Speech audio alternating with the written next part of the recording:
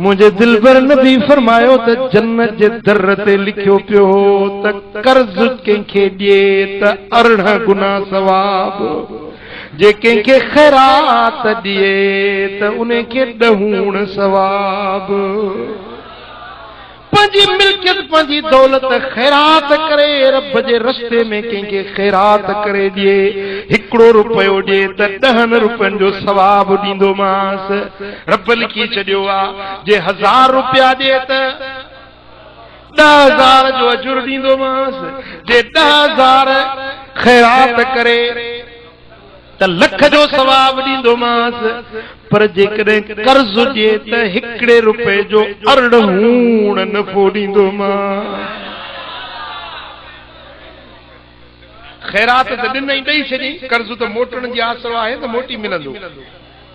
कर्ज ॾिबो आहे वापसि वठण जे लाइ, ॻाल्हि सम्झो था कि न? कर्ज में मोटण जी उम्मीद हूंदी आहे, खैरात ॾिनी सां ॾेई छॾी बस अल्लाह को वठबो, बाक़ी दुनिया में तो उनको वापस वठण जो इरादो कोने। ऐं जेको खैरात ॾेई वरी वापस वठे सो ईअं आहे। महबूबन करीमन फरमाया जीअं कुत्तो हूंदो आहे न, उल्टी करे वरी उनखे चटींदो आहे। खैरात ॾेई छॾी सा ॾेई छॾी, पर कर्ज ॾिनो आहे वापस मिलण जी उम्मीद आहे त वापस मिलंदो।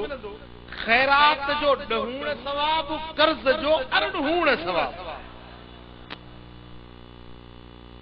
फकुल्तु या जिब्रील मा बालुल कर्दे अज़म अजरा।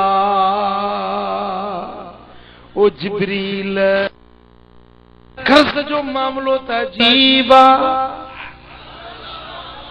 जेको खैरात खां बि वॾो थी वियो आहे। इहो छाजे करे?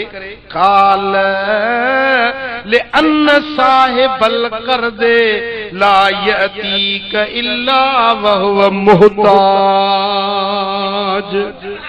व रुब्बमा वक़अत सदक़त फी गनी।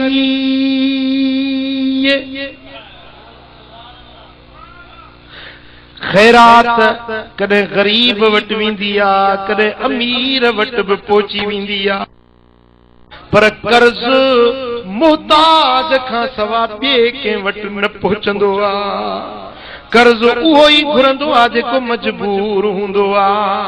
कर्ज ज़िल्लत पाण ते उहो खणंदो आहे जेको वीचारो मजबूर हूंदो आहे।